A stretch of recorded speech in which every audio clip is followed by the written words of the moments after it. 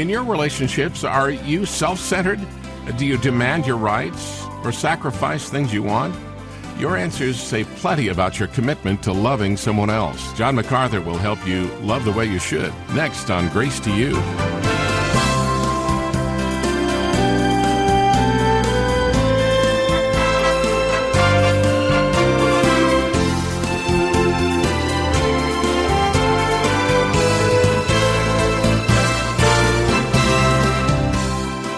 It's not uncommon to hear folks who use the word love to describe their feelings about a favorite food or a sports team, some longtime hobby, and of course the emotional attachments they have to family members.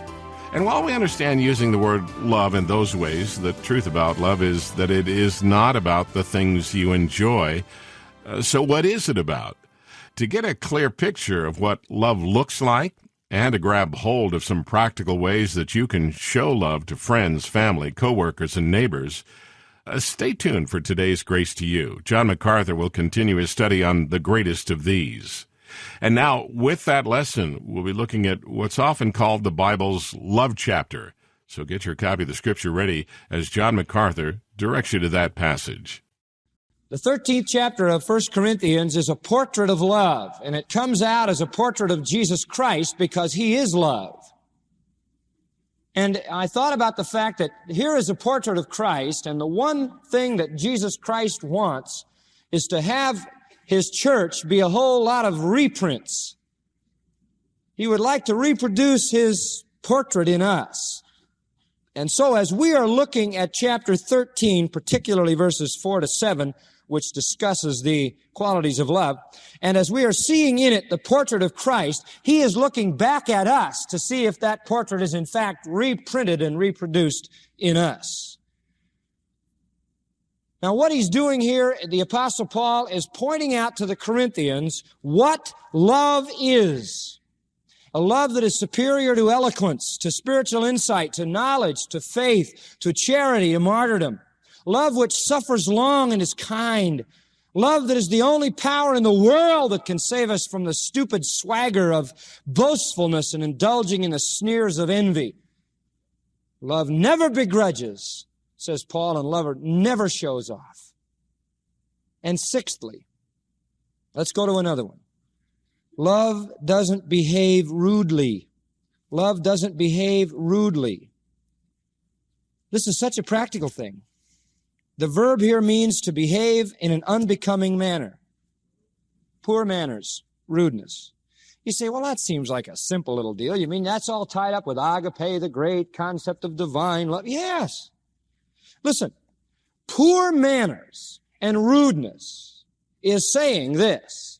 I don't love you because I could care less what affects you. I will do what I want, whether you like it or not. When I was a little kid, my mom used to say to me, all the time she used to say to me, don't slurp your soup. And I used to think, well, who cares if I slurp my soup? And then one time I ate with somebody who slurped his soup. I didn't particularly enjoy mine as he was slurping his. And I realized that not slurping my soup had nothing to do with keeping my clothes clean. It had something to do with how much other folks could enjoy their time at the table. And what the idea is, he has undisciplined behavior. This is a person, a man or a woman, who has not the ability to discipline his behavior with others in mind. He's just rude and out of place and overbearing and totally self-centered. And there couldn't have been a better definition of the Corinthians. They were so rude. For example, they came to the love feast and ate all their food before the people who had none got there. They overindulged. They were like hogs when it came to eating at the love feast. Their behavior at the Lord's Supper was so bad they got drunk, kept taking the cup. Women had overstepped the bounds of female propriety before God, and the women were taking their veils off and usurping the role of a man in the church. And he's saying you are not acting in a becoming way. And the undisciplined, rude conduct of the Corinthian glossolalists had come to the place where it was the antithesis of love. Everybody shouting out, everybody talking, everybody trying to get the prominence, and nobody considering at all the other. And when you do that, there's no love there. Love is never rude, because love is always lost in how what it does affects somebody else. Our dear Lord was so tremendous in personifying this. I just want to remind you of one incident in his life. Look at Luke 7. It's a beautiful one, and it's a situation where the Lord protected a lady from rudeness. Luke 7:36. One of the Pharisees desired him that he would eat with him. A Pharisee named Simon asked Jesus to dinner at his house, and he had some other people there, and so Jesus went. He went to the Pharisee's house, and he sat down to eat. Behold, a woman in the city who was a sinner, undoubtedly a prostitute, when she knew Jesus was eating in the Pharisee's house, brought an alabaster box of ointment, which would be extremely expensive. She came in the house where he's eating. It must have been an interesting situation. And stood at his feet behind, weeping, and began to wash his feet with tears, and did wipe them with the hair of her head, and kissed his feet, and anointed them with the ointment. I tell you, that's a beautiful thing, isn't it? Here's a prostitute, weeping and wiping Jesus' feet and putting ointment on them. Now, when the Pharisee who had bidden him saw it, he spoke within himself. He has a little conversation in his mind, a little soliloquy here. This man, if he were a prophet, he hasn't made his evaluation of Christ yet, if he were a prophet, would have known who and what manner of woman this is that touches him. She's a sinner. Now, if this guy was for real, this wouldn't be happening. And Jesus answering said to him, isn't that interesting? He never even opened his mouth. And Jesus answered his thought. Simon, I have what to say to you. And he said, Master, say on, hypocrite. And he made up his mind whether he was master yet. He said, now there was a certain creditor who had two debtors. The one owed 500 denarii, the other 50. And when they had nothing to pay, he frankly forgave them both. Tell me, therefore, which of them will love him most? Simon answered and said, I suppose that he to whom he forgave most. And he said unto him, Thou hast rightly judged. And he turned to the woman and said to Simon, pointing to the woman, he says to Simon, you see that woman? I entered into your house. Thou gavest me no water for my feet, but she hath washed my feet with tears and wiped them with the hair of her head. Thou gavest me no kiss, but this woman, since the time I came in, hath not... As of now, I hope you like their hand, because you're going to be holding it for about 2 more minutes. Hope their palms aren't too sweaty. Look at me. Look at me. Yesterday, I went to watch Graham wrestle at Porter Ridge High School. That was our second campus of Elevation Church. So we were meeting at Providence High School. It got full. A man came to meet with me named John Butler. John Butler was a Baptist minister, so I always called him John the Baptist, and he thought that was funny. But he comes to me and says, he was attending the church at the time. He was also employed by the Baptist Convention. He said, the church is full. That's amazing. And he said, but you need to keep growing. He said, you can't just contain it. And if you tell people invite their friends, but there's nowhere for their friends to sit, that's a problem. So you need to open another campus. I said, cool. He said, I've got $300,000 in the Baptist Convention account that I will give you to start the campus. I said, great. I got a friend named Travis. I'll call him and tell him that you're looking for a church planter. He said, no, you. I said, but I can't I'm preaching at one, I can't preach at the other. He goes, I'm talking about you on video preaching. I looked at him and said, that's not me.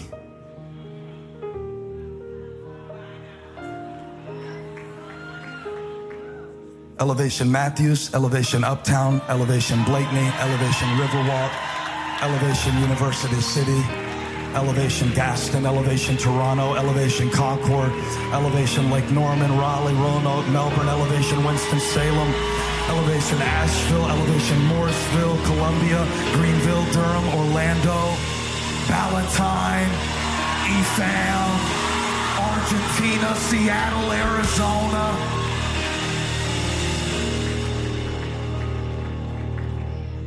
I didn't know we could reach this many people. He knew. That man looked at me and said, Pastor, You can do this two ways. If you try to follow God and get ahead of him, he'll shut the door. If God says, follow me, and you won't, he'll pick somebody else. Do you want to do it? Do you want to break the curse in your family line? Do you want to be in a position 5 years from now where you can help somebody else through the same dang thing that's been tormenting you? Let's do it then. Let's do it. Every week God gives me strength, I'll be up here helping you. Drag your tired butt in here in slippers if you have to, and I'll preach to you. Log on when you're not here. Father, in the name of Jesus, I release the potential of your children in Jesus' name to become everything they were called to be. Until we grow up, until we grow out of our guilt, till we grow out of our grief, till we grow past it and become vessels of honor fit for the Master's use. I thank you that addictions will be broken under the power of your word this year. I thank you that poverty will be eliminated from the cycle of families this year by your word. I thank you that lost children who aren't living for Jesus are coming home quoting scripture this Christmas. In Jesus' name, I thank you no wind, no wave will be possible to unstabilize and destabilize your children. I thank you our church is growing into new communities, your kingdom expanding. Recession, you can do what you gotta do, but Jehovah Jireh is looking over his children. We trust in God. We trust in the Almighty. He is able to do immeasurably more than we ask or think or imagine. Give God 23 seconds of great praise. Come on, that's not good enough. That's not good enough. Lift up a shout of praise. A shout of praise. A shout of praise. Well, if you enjoyed today's podcast, there are a couple things I'd love for you to do. Make sure to subscribe, rate, and review this podcast. You can also help us reach others by investing today at elevationchurch.org/give. And thanks again for joining us on the Elevation Podcast. Sort of cooked, I ate everything they did. So I was reading the book because she was my daughter. I said, but when I started reading it, I couldn't put it down. I said, the rhythm in which you wrote, the articulation of your speech, the way in which it flowed was so eloquent that I couldn't stop reading it. And she called me back and she said, Daddy, she said, I want to keep this message forever. She said, I want to keep it forever. She said, it touched me so deeply. And then she told me something that taught me. She said, what made your compliment have validity is the criticism that preceded it.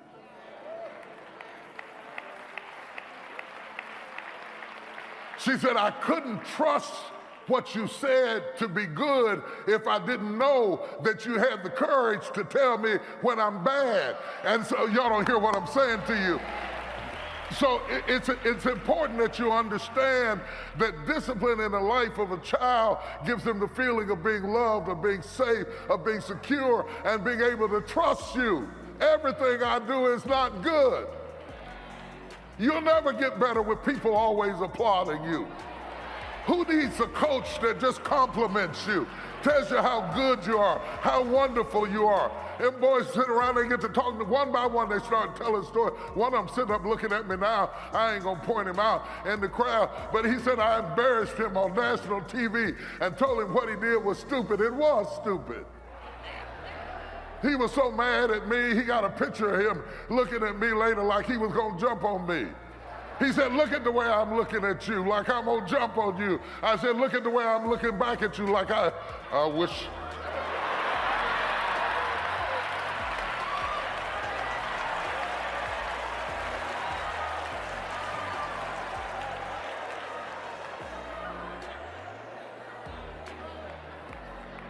And the brother who was mad enough to jump on me and beat me up has now joined this church, follows me around everywhere I go, because discipline for a man means you love me. He had the sense to understand the reason I was in your face was because I didn't want you dead and I didn't want to bury you and I was afraid for you and I challenged the way you did stuff because I care about you. Unrestrained action is not good.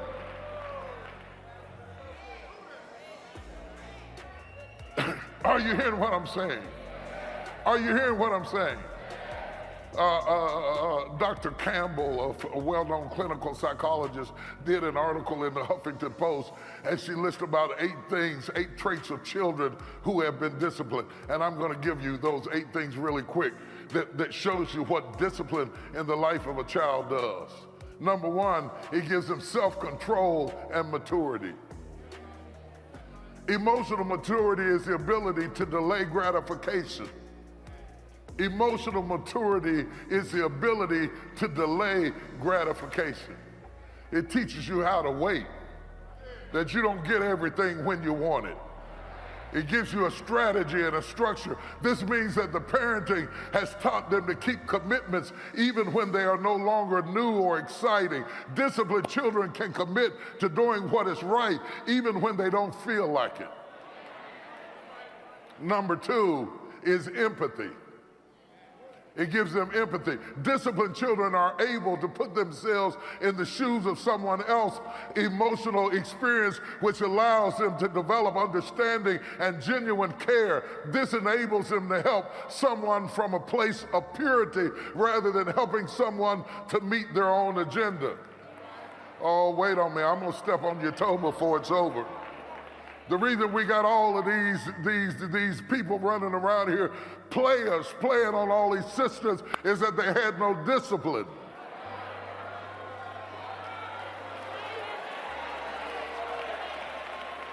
Number 3, it gives them the desire to feel good. Disciplined children have been parented to know they are good, and because of this, they are driven through their own behaviors to maintain this state of internal well-being. Feeling good is their natural state, which they will always reach back for when their lives get off track. Number 4, and this is so important, it teaches them to be responsible.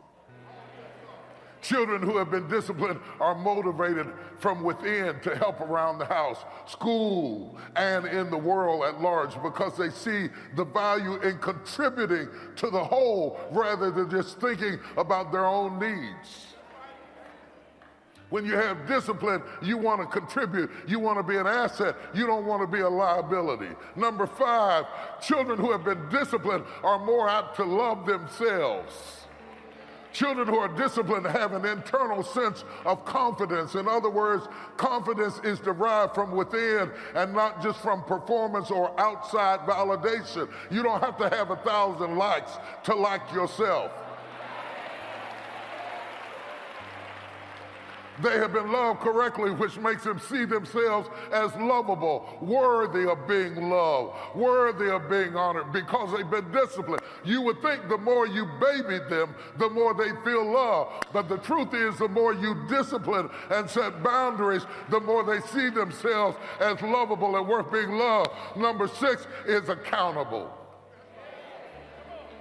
It makes them accountable. Disciplined children, she says, own up to their mistakes and are more likely to make good choices because they desire to feel good. Ownership is not seen as shameful, but rather seen as an opportunity to practice having good character. Responsible children are taught that being wrong in life is okay and just a part of the process. Number 7, they respect authority.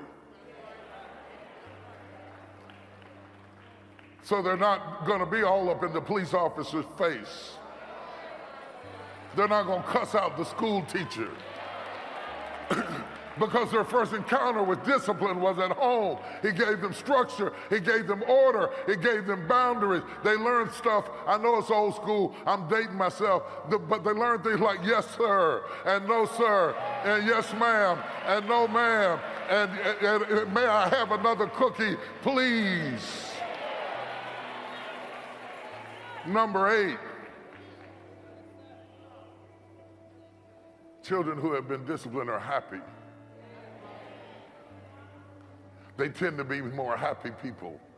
They are pleasant to be around and have an easy time making and sustaining relationships. They tend to be liked by all age groups and are the kids other parents wish their kids could be. All of that comes from discipline. All of that comes out of this tree. All of that comes out of the Almighty showing us how to father, because he is fathering Adam. Paper Ghosts is a true crime podcast investigating the mysterious disappearance and brutal, unsolved murder of Tammy Zawicki. They just kept telling us from the beginning, she'll be back, she'll be back.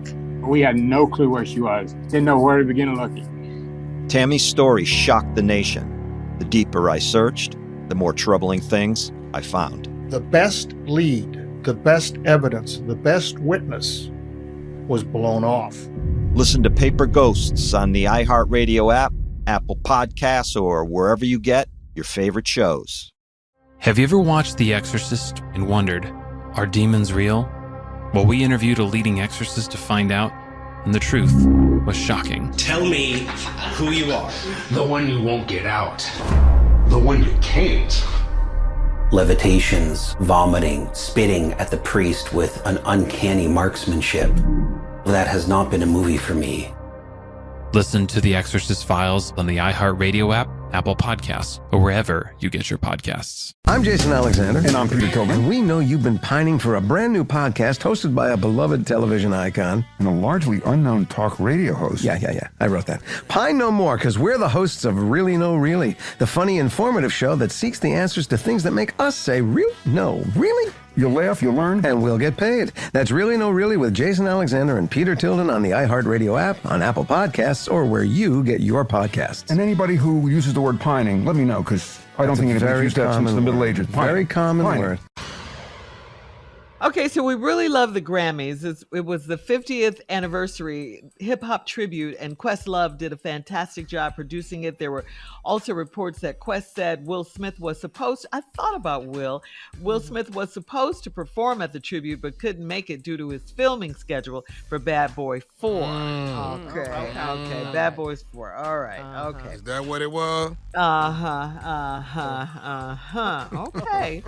Parents just don't understand. Yeah. Let that be the reason. Okay.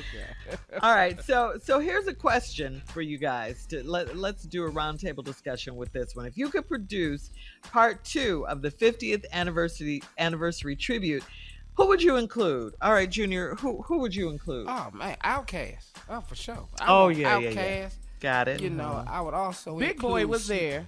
Big Boy was there. He was. But there. Andre 3000, I was just missing little Andre. Yeah.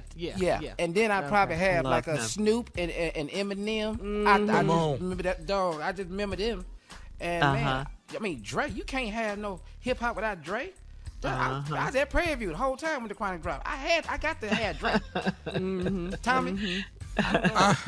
I got to have me some Ice Cube. Often. Oh yeah. I got to have me some Ice Cube. That just gets it crunk for me. Then I got to have a hologram, because I got to put Biggie and Pac somewhere in here. Yeah. It's got to happen.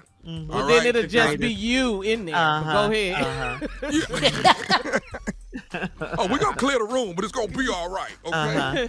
Eminem got to be in the building. I'm sorry. Okay. All right. I'm sorry. Okay. This is an incredible lyricist. He got to be there. And I know y'all don't want to hear it, but that Digital Underground, I'm sorry. I got another hologram. Your favorite. Stop what you're doing, because I'm about to ruin the image and the style that you used to. Carla, what you got? Oh, wow. Okay, so if I had to produce a hip-hop tribute, first of all, I would have Lil' Kim in there. You want to bubble with the B? He's on my list. The whole family. Yes. Some females in there. Yeah, I would have some females. I would have Eve. Eve? Oh, yeah. Eve in there. What about Light? Would you have Light in there? MC Light. I would also have Foxy Brown. I would go with that. Yep. I would take it back. Yep. I would definitely do that. I like that. I would have Nas. I love Yeah. Nas. Y'all know I love Jay-Z. I would have Jay-Z there. I know, he he's was on my there. He list. performed at the end. Which was He had a really good performance. Boy, yes, man, he the did. They performance was closed great. it out. It was too late. I was mad at the Grammys for having that so late. That's about 4:30 of that morning, wasn't it? Right. By the Yeah, we time were still Jay-Z on the came. air, and Jay-Z had performed. No. I would take it south, and I would have T.I., and I would have Juvenile. Oh, okay. Some of that All New right. Orleans. Nelly? Yes. Well, Nelly was sorry, St. Charles. Louis. Nelly He's was from there. St. Louis, yeah. Nelly was there. Okay. Let me add Face into mine. I forgot to put Face in there. He was there, though. He was there. okay. He was there. Yeah. LL, All right, I would Shirley. add LL. Gotta have He was LL there. in there. Yeah. You know I love Snoop. You know I love me some Snoop. Missy. I know she's a singer, but she rapped too. She rapped Yeah, too. she was there. Yeah, and she was there last night. Of course, like you say, the lady Sunday Scarlett, night. Lil' Kim. But we didn't mention Kanye. I know he's crazy. We I trying know to have a he's great time, Shirley. We just He's trying a to bad have boy now. You just have a got to great give time. it to him. He is a bad boy. Yeah. He But we don't know what he gonna do though. Yeah. That's don't. all I'm saying. I don't want all the I just don't want him craziness. coming out with them slave clothes and stuff. That's just what get me when he Yeah, starts. and all the With the- the We hate want- and all of that. I don't want any of that. burlaps. Just his Shirley, art, you want college artistry. dropout Kanye. That's the Yes, Kanye. just his that's cool. artistry. That's right. Jesus walks, all of that. That's yeah. Not all mad of at that. I think our tribute will be good. I think it will be real good. I got to throw this in here too. I got to throw them in there too because A-Ball and MJG. I just have to. I just have to have. You A-Ball get and gully with it, yeah. Man, you All right, can't well do then without let's your throw boy, in man. Bum B. We doing Bun that. got to be. Most Def. Most Yes. Yes, Oh. Most Def. I love Tommy Most Crowley, Def. man, we got too many. Common. Common. Common Beast. will be good All right. too. Wow, we Sugar Hill. I'm sorry. Rapper's pretty Delight, much- baby. they were Yes. pretty much Originals. All right, coming up next, the prank call from the nephew right after this. You're listening to the Steve Harvey Morning Show. In 2018, it was reported there was a dramatic rise in the number of cases of demonic possession. For many of the most disturbing cases, Father Carlos Martins was often summoned.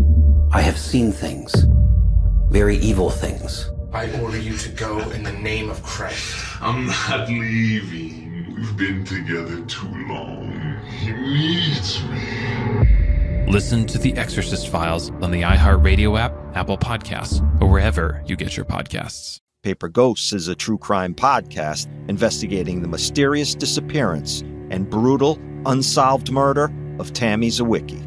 They just kept telling us from the beginning, she'll be back, she'll be back. We had no clue where she was. Didn't know where to begin looking. Tammy's story shocked the nation. The deeper I searched, the more troubling things I found. The best lead, the best evidence, the best witness was blown off. Listen to Paper Ghosts on the iHeartRadio app, Apple Podcasts, or wherever you get your favorite shows. I'm Jason Alexander. And I'm Peter Tobin. And we know you've been pining for a brand new podcast hosted by a beloved television icon. And a largely unknown talk radio host. Yeah. I wrote that. Pine no more, because we're the hosts of Really No Really, the funny, informative show that seeks the answers to things that make us say, no, really? And leave. And the answer is something like, yeah, but there's an ethos of fair play that emerges out of repeated interactions. And your goal isn't to win a single game, it's to win a set of iterated games. And the problem with the psychopathic perspective and the impulsive perspective is that even the psychopaths themselves sacrifice their own future as well as other people to the immediate gratification of their desires. And that's just not a very sophisticated strategy, right? Why win once when you could hypothetically win, 50% of the time, 100 times? And so I think we can get close to a technical description in this sense of what constitutes pathological behavior, right? Pathological behavior is the proclivity to gain in the short term but lose in the medium to long run. Yeah, I've thought about this in terms of the winner in animal groups, the alpha male, so to speak, is usually the meanest, nastiest of the group. And in human groups, the meanest, nastiest doesn't rise to the top. You have to have allies. So alliance building is an important component of success in human societies. Not so much, it is apparently in chimpanzees, but it's really important. You get to the top if you can link, associate, and get friends, get allies to help you in getting to the top. Well, Franz de Waal in his work has demonstrated quite clearly that the stable alpha males, like there are alpha males who can make it to the top, who are sort of dark tetrad chimps, right? They'll use just brute force. But they tend to meet pretty damn violent ends pretty young. Whereas the stable alphas sometimes are smaller males who ally themselves with powerful females, but who are also more reciprocal often in their interactions, so more fair traders, let's say, than any other individual in the group. And so de Waal has done this lovely job of relating, let's say, cooperative leadership to social stability and length of reign. And so the psychopathic chimp might do better than the chimp who is only withdrawing and never interacts at all. But the psychopathic chimp who relies on aggression doesn't do nearly as well as the reciprocal chimp who builds a network of allies. And so, and I really like de Waal's work for that reason, you know, because it's often the fact that people who presume that our hierarchies are based on power point to, say, chimpanzees and say, no, it's power that sustains dominance. It's like, no, power can provide you with dominance in the short run, but it's not an optimized long-term strategy. And so it's reasonable to view it in some sense as a form of deviant pathology, especially in its more extreme forms, because it's a self-defeating game. Yeah, this notion of getting people on your side or developing allies, of course, is essential for politicians. It's the one with the most voters, the one with the most compatriots supporting them, money-wise and otherwise, who gets to the top. We, apart from Machiavelli, we've also been drawing on Sun Tzu, the famous art of war writer from China. And as in many cases, the Chinese got there before the West did. But he talked about building alliances, and indeed, we've tried to invoke that in our measures, and it turns out to be a key for manipulation. The Machiavellian is well aware, and you can see that in some of the items on the Mach scale, of getting people on your side is essential to getting ahead. It might be the key element to it, not standing up and leading, but getting people to be persuaded to your side. Right, so the Machiavellian then, in that situation, the Machiavellian, I would say, is mimicking reciprocal sociability, right? Because if you and I form a relationship that's going to be stable over time, it's going to be something like, let's say, a 60% exchange. You'll contribute half, and I'll contribute half. But the reason I represented that as 60% or maybe 75% is because if you and I engage in reciprocal, honest trading, the sum total of our activity will exceed the sum of our individual activities, right? We can do more together than we could do apart.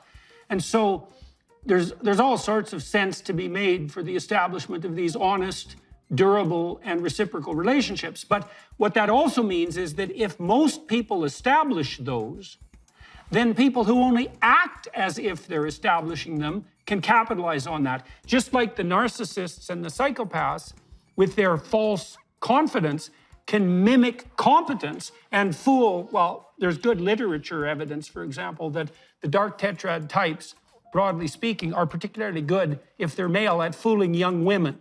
You know, as women get older, they get better at separating out the narcissists from the competent men. But initially, because the narcissists have this confidence that is a marker of competence, even though not an invariable marker, they can easily be fooled. And so that opens up the landscape of cooperators to exploitation by a small minority of predators and parasites. So what else have you found out on the social media front? And where do you think the interesting research is? Where's the interesting research going on in that area? And do you have any sense of what sort of constraints need to be put in place in online forums to keep the psychopaths under control? Like, I've come out recently against anonymity because my sense, I've read tens of thousands of online comments. My sense is that a radical proportion of anonymous posters have these dark tetrad traits. And I know there's a research literature that actually indicates that as well. And so I've been attacked for that because people think that, their right to free speech also involves this right to anonymous posting. And I can understand that argument, but the problem is it does seem to me to open up the landscape to the predatory parasite types, and that's a real problem.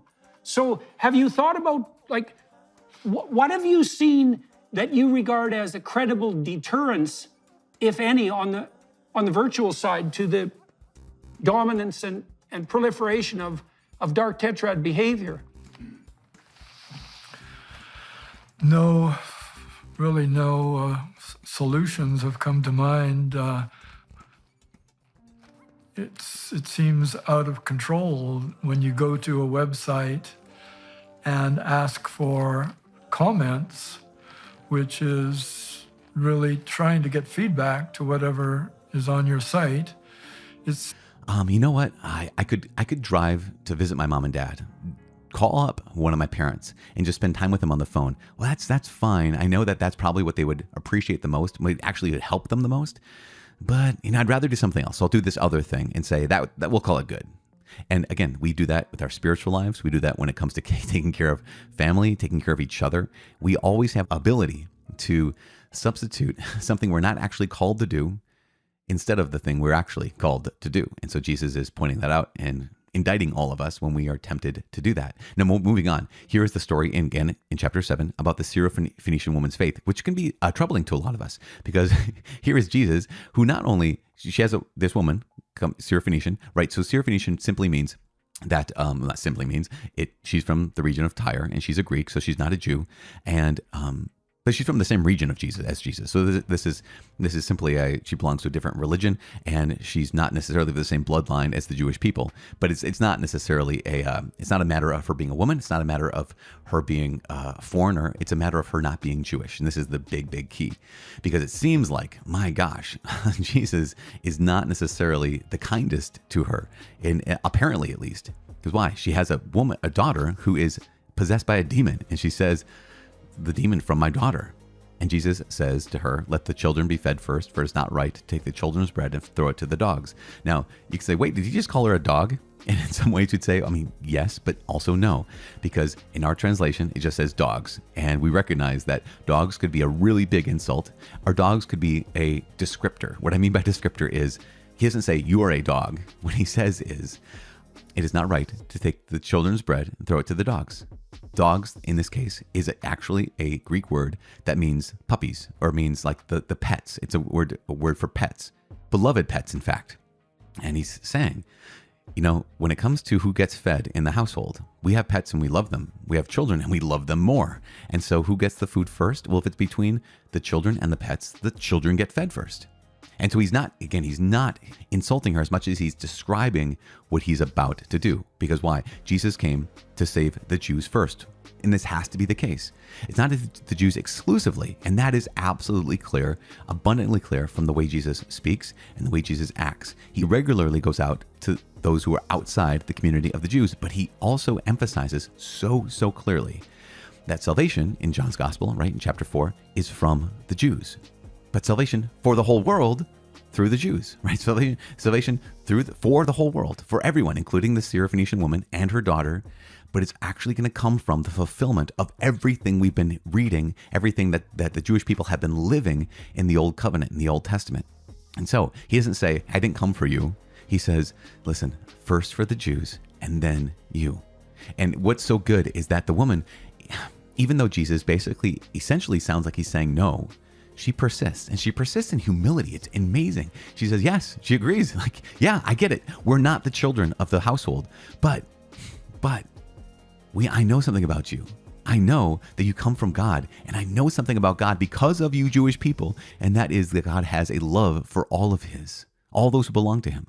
And so even the dogs under the table eat the children's crumbs.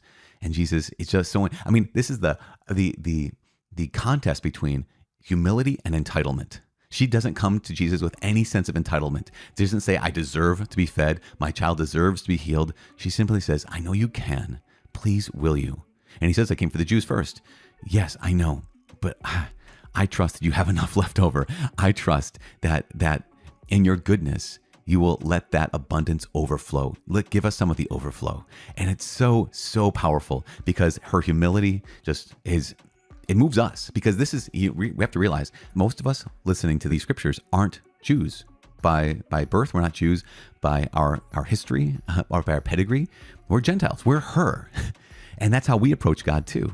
We don't approach God with the idea of, I deserve this, or you owe it to me. We approach God with this no sense of entitlement. I do not deserve your grace. We are all simply just recipients of God's free gift that he did not have to give to us. And that is why this story of this Syrophoenician woman's faith is us. So I can't approach God with pride. I can't approach God with entitlement. I always approach God like this woman, because she's us. And I don't deserve any of this. But God, I'm going to persist. I'm going to keep asking, because I know I don't deserve it, but I know your heart. And your heart is, you want all good things. You want to heal. You want to feed. You want to make us your own. And that's exactly what Jesus does. Now, moving on. There's a couple quick notes. We have Jesus curing a deaf man and Jesus curing a blind man. Both times, Jesus touches these two individuals in order to heal them. And this is the power of what we believe is the power of the sacraments, right? Is that Tertullian said this in the first couple of centuries of the church. He says that the flesh is the hinge of salvation. That actual grace, like the God's very life, is imparted to us through stuff, like through matter, through the material world. That the material world on its own is good as it is. But God actually communicates his spirit. He communicates his grace through the flesh, through the material world. I mean, this is actually the exact reason for the incarnation, right? The incarnation of God himself becomes one of us, becomes incarnated, becomes infleshed. Why? Because God could have said, I declare you all saved. He could have just said it with his word. He could have just breathed the word. He could have just thought a thought and we could be saved. But he brought us salvation through his body, through his life, death, and resurrection. And then we receive salvation through our bodies as well. That through baptism, water is poured on us, or we are submerged in water, and it actually does something. Through the sacraments, we're fed by the very body and blood of Jesus through stuff, right? Through bread and wine that has become his body and blood. And so here, when Jesus cures a deaf man, when he cures the blind man, he touches them. He uses spit, he uses his fingers. And that there's the sense of the flesh is the hinge of salvation, that real spiritual grace is given to us through actual material things. Now, the material things on their own, again, aren't powerful. It is God's grace working through them. And that's so, so powerful. Moving on. Well, we can talk about the feeding the 4,000. I do not want to take up too much more of your time because, only 3 chapters today, and yet here we are. But the feeding of the 4,000, this is not a repeat of the feeding of the 5,000. There is something slightly different about this one. Well, I mean, there's a couple things different that are important to note. I want to note one thing. And that one thing is, last time Jesus said, what do we have to eat? Well, the small boy here has 5 loaves and 2 fish. In this case, Jesus asks his disciples, how many loaves have you? So he's asking them to give their own food. What do you have? Okay, give that now. Before it was, what can you find, right? Well, the young boy, 5 loaves, 2 fish. In this case, all right, how much do you have? And so there's this invitation to offer your own food. We talked about this before. We give God what we have, and he takes it, he blesses it, and he distributes it, gives it back to us so we can use it for his glory. We use it for the people around us.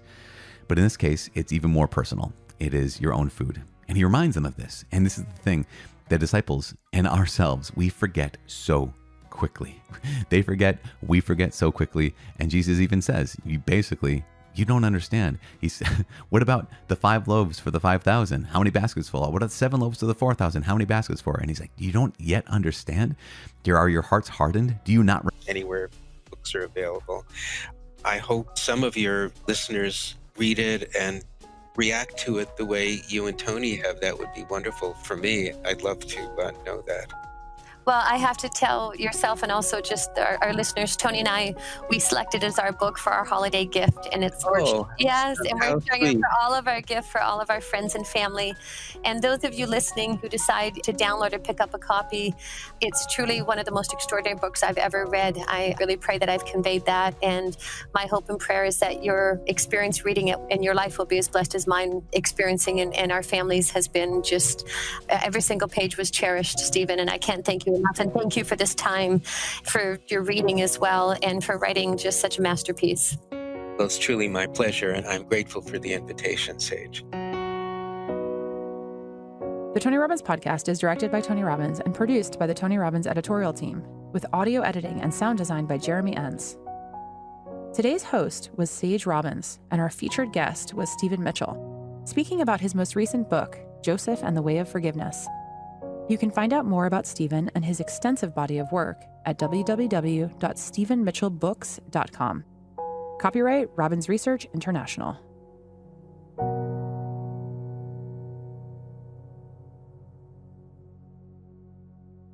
That mean he has some primacy? No. He's the bishop of the one see in the West, and he doesn't like Constantinople getting a second position. This is political, folks. Nothing more than that at all. Mr. Butler gave you just a very small portion of J.B. Lightfoot's citation about the letter of Clement, and he misled you badly. He does say this is the beginning of the rise of papal primacy, but this is the whole section that Mr. Butler left out. Because he went on to say, there is all the difference in the world between the attitude of Rome towards other churches at the close of the first century, when the Romans as a community remonstrate on terms of equality with the Corinthians, that's a little bit different than what we've been told, on their irregularities, strong only in the righteousness of their cause and feeling as they had a right to feel, that these councils of peace were the dictation of the Holy Spirit, and its attitude at the close of the second century, when Victor the bishop excommunicates the churches of Asia Minor for clinging to a usage in regard to the celebration of Easter, which had been handed down to them from the apostles, and thus foments instead of healing dissensions. Even this second stage has carried the power of Rome only a very small step in advance towards the assumption of a Hildebrand, or an Innocent, or a Boniface, or even of a Leo. But it is nevertheless a decided step. The substitution of the Bishop of Rome, and notice Mr. Butler kept telling us, we've got to do away with this myth of the distinction between the Church of Rome and the Bishop of Rome. Listen to what Lightfoot says. The substitution of the Bishop of Rome for the Church of Rome is an all-important point. The later Roman theory supposes that the Church of Rome derives all its authority from the Bishop of Rome as the successor of St. Peter. History inverts this relation and shows that, as a matter of fact, the power of the Bishop of Rome was built upon the power of the Church of Rome. I can understand why the full citation would not be read in your hearing. And I'm not saying you have to cite every single thing someone says, but if you're going to cite a scholar who says X, Y, or Z, if he then goes on in the next paragraph to totally destroy your point, don't cite him. I think that's just simply honest to people who may not have the opportunity of going out and getting books like this and checking out the accuracy of the statements that are being made. We are told, for example, that Irenaeus, by Mr. Butler, gives a list of all those popes after Peter. If you actually look at Irenaeus' list, the first bishop, he doesn't talk about popes, of course, the first bishop of Rome, he does not say was Peter. He says that Peter and Paul ordained the first bishop of Rome. Again, just a little matter of historical accuracy. And then, interestingly enough, he cited from Firmilian. And if you were listening closely, maybe he just didn't hear me when I cited it. I don't know. But I cited the exact same passage. Now, how can we cite the exact same passage for two completely opposite positions? Because of what's called, as I said, the Peter syndrome. You see, when Mr. Butler sees what Firmilian said, Firmilian talked about the church being founded on Peter. And so he reads it. But if you read the section as I quoted it to you, Firmilian is citing it, mocking Stephen, the Bishop of Rome. Now please, folks, this is what I'm talking about. We must take these fathers in their context. We can't just simply take a little snippet out of here and a snippet out of there. Let's look at what they said in totality. This is an important issue. I just want you to think about one thing in regards to the historical section of this debate. We've heard all sorts of things about Peter in exalted language, haven't we? But have you heard anything that even begins to demonstrate that the early church believed what Vatican I stated, that Peter was made the vicar of Christ on earth with absolute jurisdictional authority over all the world? Were you given any information like that? If you do not receive, remember, Vatican I said it was the unanimous consent of the fathers. We've had to hear Mr. Sungenis go so far as to say, well, but you see, you got to realize they believe that Peter's faith and Peter are the same thing, so we can change all the numbers here, and so you've got more. Now you've got 3/4 of the fathers who believe this. Well, let's get away with that, even if I think it's ridiculous. Let's say it's true. You're still not up to Vatican I, are you?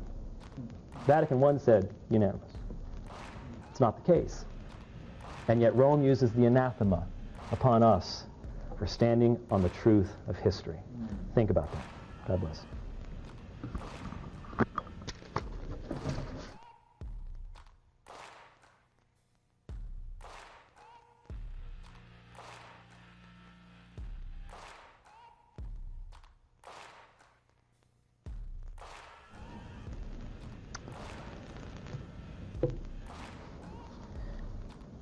One of the things that I wanted to point out, Mr. Sungenis had talked about Dr. Harnack, a liberal theologian, but here's what he says. He really doesn't have a bias either way, because as far as a Protestant or Catholic position, but he says this about the 2nd century.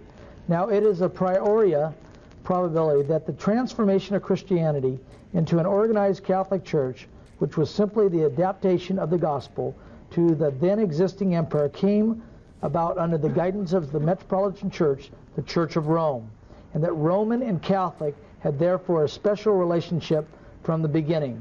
It can however be proved that it was the Roman Church which up to about the year 190 was closely connected with that of the Asia Minor, that all the elements of which Catholicism is based first assumed a definite form.